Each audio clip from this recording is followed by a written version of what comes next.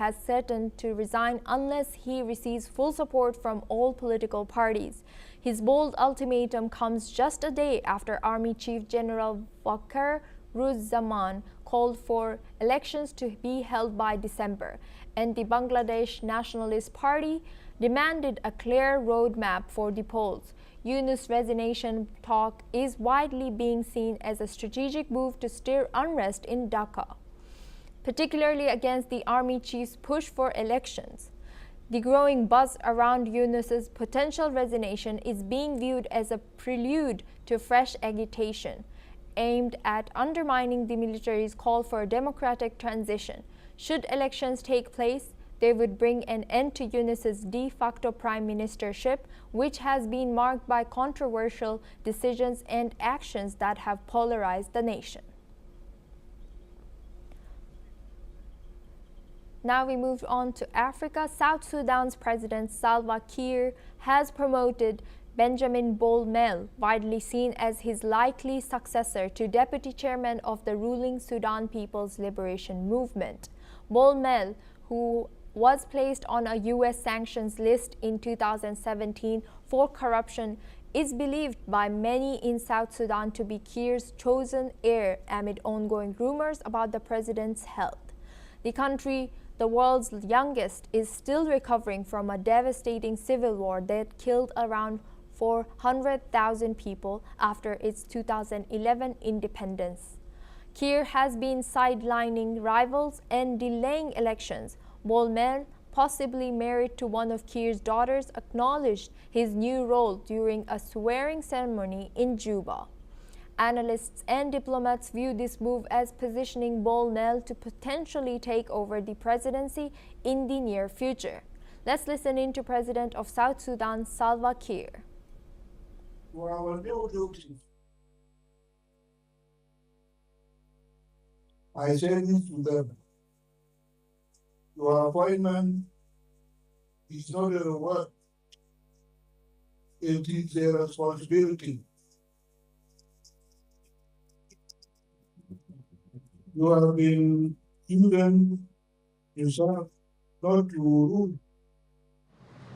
I accept this assignment not as a personal honor, but as a solemn call to duty.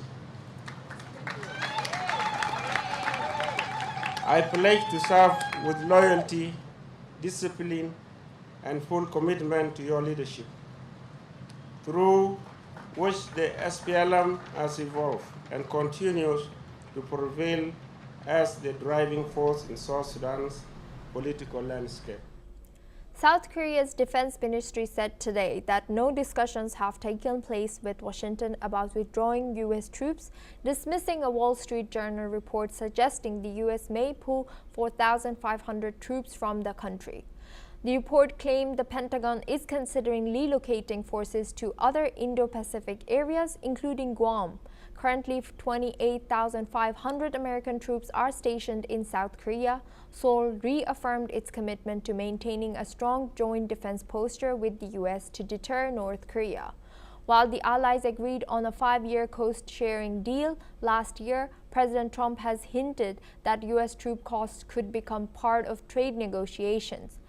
The statement comes as South Korea prepares for a June 3rd snap presidential election amid ongoing political instability.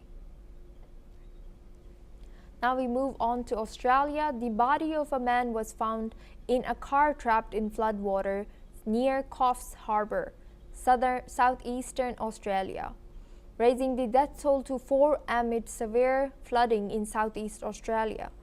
3 days of relentless rain have cut off entire towns, swept away livestock, and destroyed homes. Around 50,000 people remain isolated, with authorities warning returning residents to be aware of contaminated water, vermin, snakes, and live electricity. A person remains missing since the deluge began. Videos show submerged roads and cars in the Hunter and Mid-North Coast regions of New South Wales. Prime Minister Anthony Albanese was forced to cancel a visit to flood-hit Taree and assured affected communities they are not alone. Experts link the intensifying floods to climate change, with extreme weather events increasingly frequent since 2021. In Sydney, the storm disrupted trains and flights, shutting down 2 airport runways temporarily. Warragamba Dam at 96% capacity may spill, heightening flood risks further. Haitian ministers made an urgent plea for international security support at a meeting of the Organization of the American States on Thursday, as armed gangs continue to take control of the country. The U.S. has announced it will stop funding efforts aimed at stopping the gangs. These powerful gangs, armed with weapons trafficked from the U.S. and the Dominican Republic, have taken over much of the capital and are spreading across the country, displacing over 1 million people. A few countries have pledged troops for peacekeeping mission, but only a small number have been deployed. The Kenyan-led force, which is underfunded, has struggled to stop the gangs' advances. Haitian Defense Minister Jean-Michel Moise said the gangs are fueled by profits from cocaine and arms trafficking. He warned that Haiti is on the brink of being fully controlled by criminal gangs and urgently needs international help. Here is what the deputy spokesperson for the Secretary General from UN had to say.